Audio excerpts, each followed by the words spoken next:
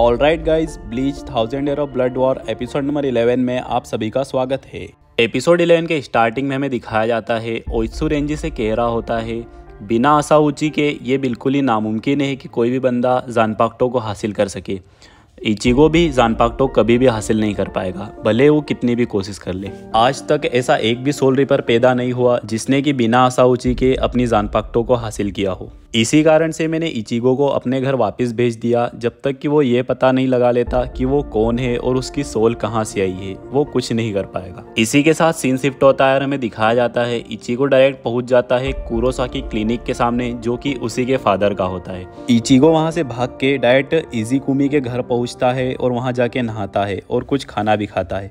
इसी के साथ इजीकुमी उसे कहती है तुम मेरे छोटे भाई जैसे हो, तुम मेरे घर कभी भी आ सकते हो और कभी भी जा सकते हो। इचिगो के मन में वही सब चल रहा होता है कि वो कुछ नहीं कर पाया और उसे ओइत्सो ने वहां से भगा दिया। लेकिन उतने में ही इचिगो के सामने उसके फादर आ जाते हैं अपने सोल रिपर वाले फॉर्म में, और इन दोनों के बीच में क्या बातचीत हुई अभी यहाँ पे नहीं पता है। इसी के साथ इचिगो थैंक यू बोलकर इगीकुमी के घर से चला जाता है, लेकिन जाते जाते वो अपना सामान यही भूल जाता है। अगले सीन में हमें दिखाया जाता है जो इचिगो और उसके फादर होते हैं वो आपस में बातचीत कर रहे होते हैं, जहाँ पर कि इचिगो के फादर उसे उसके बारे में बताने लगते हैं कि तुम कौन हो असलियत में, यहाँ तक कि वो उसे उसकी मदर के बारे में भी जानकारी देने लगते हैं। एक फ्लैशबैक में हमें बताया जाता है जो इचिगो की मदर होती है वो इचिगो के फादर के सामने आती है। इस वक्त इचिगो के फादर घायल होते हैं और इचिगो की मदर कह रही होती है कि वो एक क्विंसी है। अगले सीन में हमें दिखाया जाता है रांगीकू को, जो कि स्क्वाड 10 की मेंबर होती है, जो कि अभी भी है। लेकिन इम्पोर्टेंट बात यह है फिलहाल में जो स्क्वाड 10 का कैप्टन है वो है अपने इशिन शिबा यानी कि इचिगो के फादर। यहाँ पर टोशिरो को भी दिखाया जाता है जो कि एकदम पिद्दी लग रहा होता है, लेकिन वो बचपन से ही बहुत ज़्यादा सीरियस और स्ट्रिक्ट टाइप का बच्चा है, यानी कि बहुत अच्छा सियाना बच्चा है। इशिन शिबा यह भी कहते हैं कि अगला कैप्टन जो होने वाला है वो तुम ही बनोगे टोशिरो। इसी के साथ जो पिद्दी टोशिरो होता है वो कैप्टन को रिपोर्ट देता है कि नारुकी नाम की एक प्लेस है जहाँ पर 3 सोल रिपर्स एक्सीडेंटली गायब हो चुके हैं और इनका रीज़न किसी को अभी तक नहीं पता है, और ये बहुत ही एक अजीब घटना है। ये सुनते के साथ ही जो इशिन होते हैं वो निकल जाते हैं मिशन पे, मतलब खुद ब खुद ही, और जाते जाते इन दोनों को फिलहाल के लिए इंचार्ज बना देते हैं। अगले सीन में हमें दिखाया जाता है कैप्टन आइजन, गीन और कानामे को, जो कि तैयारी कर रहे होते हैं किसी को भी होलो फाइट करने की, लेकिन फिलहाल में इनके एक्सपेरिमेंट्स फेल हो रहे होते हैं। तभी कैप्टन आइजन कहता है अपन लोग शिंजी और बाकी लोगों के पास पहुंचने में है, और जैसे अपन उनको बाहर निकालने वाले रहेंगे अपन अपना होलोफिकेशन का एक्सपेरिमेंट वहां पर जारी रखेंगे, जिससे कि अपन एक तीर से 2 निशाने लगा सकते हैं। अगले सीन में हमें दिखाया जाता है जो इशिन होते हैं पहुंच जाते हैं नारुकी सिटी में, जहां पर कि उनके साथ 2 और सोल रिपर्स प्रेजेंट होते हैं। सीन शिफ्ट होता है, हमें मसाकी दिखाई जाती है। गाइस, मसाकी इचिगो की मदर का नाम है, इसलिए कंफ्यूज मत होना। मसाकी इस वक्त डाइनिंग टेबल पे खाना खा रही होती है ryuken की मदर के साथ, यानी कि अपने उरियो की ग्रैंड मदर के साथ। जो ryuken की मदर होती है वो मसाकी पर गुस्सा कर रही होती है, क्योंकि जो मसाकी होती है वो उसकी फैमिली की लास्ट मेंबर बची रहती है, यानी कुरोसाकी में ना तो उसका कोई भाई बहन जिंदा रहता है, बस वो सिर्फ अकेली रहती है। और उसका काम करने का जो तरीका होता है वो परफेक्ट नहीं होता, मतलब कि ऐसे कमजोर कच्चे खिलाड़ी टाइप, वो थोड़ी सी फनी किस्म की होती है। ryuken की मदर बहुत जोर जोर से चिल्ला रही होती है, इसलिए जो ryuken होता है वो ऊपर आ जाता है और यहाँ पर मसाकी को बचा लेता है। जैसे ही ryuken की मदर और मसाकी यहाँ से चले जाते हैं, जो ryuken होता है वो अपनी मेट से बात कर रहा होता है। तो यहाँ पर हमको ये पता चलता है जो मसाकी इस घर में लाई होती है वो सिर्फ इसलिए लाई होती है ताकि वो ryuken से शादी कर सके और क्विंसी ब्लड लाइन को आगे बढ़ा सके, खासकर इशिडा ब्रांच को। लेकिन जो मसाकी होती है वो जानबूझकर नादान बनने की कोशिश करती है और ryuken की मदर के हिसाब से नहीं रहती। यही रियल रीजन है जो ryuken की मदर मसाकी के ऊपर इतना गुस्सा करती रहती है। शायद जो मसाकी यहाँ पे होती है वो ryuken से शादी नहीं करना चाहती। ryuken फिलहाल में ये सोच रहा होता है क्या वो मुझसे शादी करके खुश रहेगी या खुश रह पाएगी। इसी के साथ जो ryuken की मेड होती है वो ryuken को समझाती है कि आप बहुत ही ज़्यादा अच्छे हैं, आपसे कोई भी शादी करके खुश ही रहेगा। गाइज, मेरे को क्या लगता है ये जो मेड है ryuken की, ये ryuken को बहुत ही ज़्यादा लाइक करती है।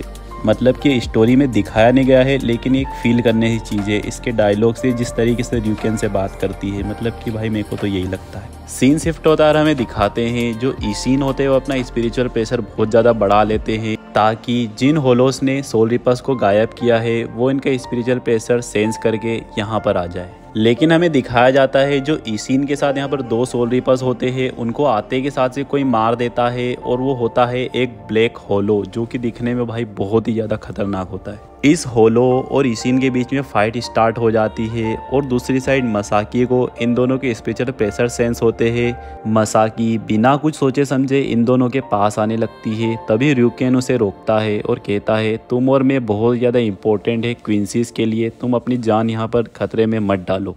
लेकिन मसाकी ryuken की बात नहीं सुनती, ये कह के कि मेरी ज़िंदगी तुम मेरे को मेरे हिसाब से जीने दो। इसी के साथ मसाकी वहाँ से चली जाती है और उसके पीछे पीछे ryuken और उसकी मेड भी आने लगते हैं। जो ब्लैक होलो रहता है वो बहुत ही पावरफुल रहता है, लेकिन ईशिन फिर भी उसे बहुत टक्कर देने की कोशिश करते हैं और उनके बीच में बहुत ही ज़्यादा इंटेंस फाइट होती है। लेकिन इतने में ही इचिगो के फादर को यानी ईशिन को पीछे से कोई अटैक करता है एक जानपाक्टो से। ईशिन ने देख के बहुत ज़्यादा हैरान हो जाते हैं आखिरकार जानपाक्टो से किसने हमला किया मुझ पे, वो भी पीछे से।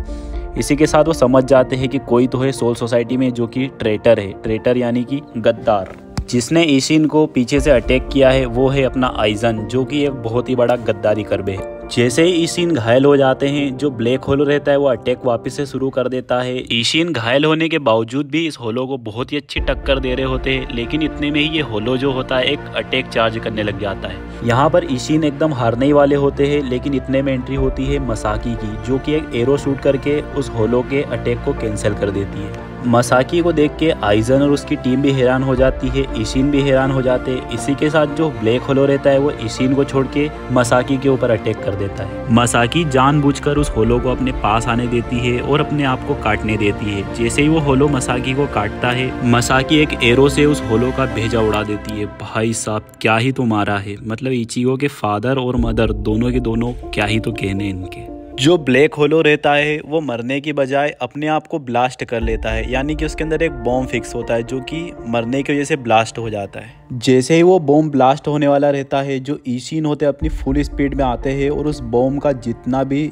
इम्पैक्ट आने वाला रहता है उसको एक ही साइड पे डाइवर्ट कर देते हैं और एक साइड पे कुछ भी नहीं होता, यानी कि मसाकी पूरी तरीके से सेफ होती है। लेकिन ईशिन की हालत यहाँ पे बहुत ही ज्यादा खराब हो जाती है। मसाकी भाग के ईशिन के पास जाती है उसे देखने के लिए। ईशिन थोड़े थोड़े होश में रहता है, मतलब अच्छे खासे होश में रहता है, पर उसकी हालत थोड़ी सी डाउन रहती है। ईशिन पूछता है आखिरकार तुम हो कौन और तुमने एक ही बार में उस होलो को मार दिया, तुम बहुत ही ज्यादा पावरफुल हो। ईशिन थोड़ा सा इम्प्रेस होता है इस लड़की से। जो मसाकी होती है उसके मन में बहुत सारे थॉट्स आ रहे होते हैं कि मैं तो एक क्वींसी हूँ, इसे कैसे बताऊं, लेकिन फिर भी वो उसे बता देती है कि मेरा नाम मसाकी है और मैं एक क्वींसी हूँ। ये बताने के बाद भी मसाकी थोड़ा सा हिचकिचा रही होती है, लेकिन जो ईशिन होता है ये सुन के बहुत ही खुश हो जाता है कि मैं तो यार पहली बार एक क्वींसी से मिला हूँ, मैंने सिर्फ कहानियों में ही सुना था क्वींसी वगैरह के बारे में, मतलब अभी तक मैं सिर्फ जिंदगी में पहली बार किसी क्वींसी से मिल रहा हूँ। मसाकी अपने मन में सोच रही होती है कि इस तरीके के रिएक्शन की तो मैंने बिल्कुल भी उम्मीद ही नहीं की थी, ये बंदा कितना अच्छा है, क्या सभी के सभी सोल रिपर्स ऐसे ही होते हैं,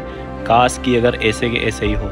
अगर ऐसा होता है तो क्वींसीज और सोल रिपर मिलके साथ में आगे बढ़ सकते हैं। इसी के साथ ही ryuken और उसकी मेड जिसका नाम होता है काटागिरी वो भी आ चुके होते हैं, लेकिन वो दूरी खड़े के बस इनको देख रहे होते हैं। ryuken कहता है कि किसी भी तरीके की रिपोर्ट देने की ज़रूरत नहीं है, ये जो भी हुआ बस इसे ऐसे ही जाने दो।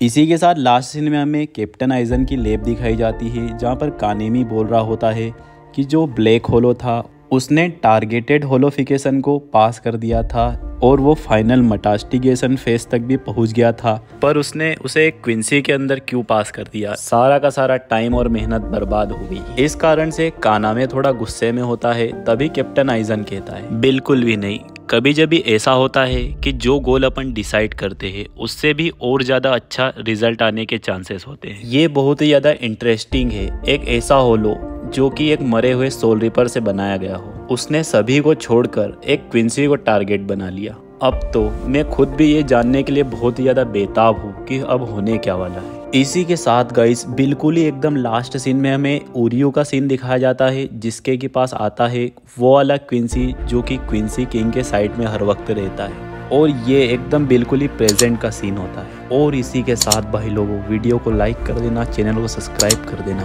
क्योंकि एपिसोड 11 यहाँ पे ख़त्म हो चुका है। मिलते हैं एपिसोड नंबर 12 में, तब तक के लिए बाय।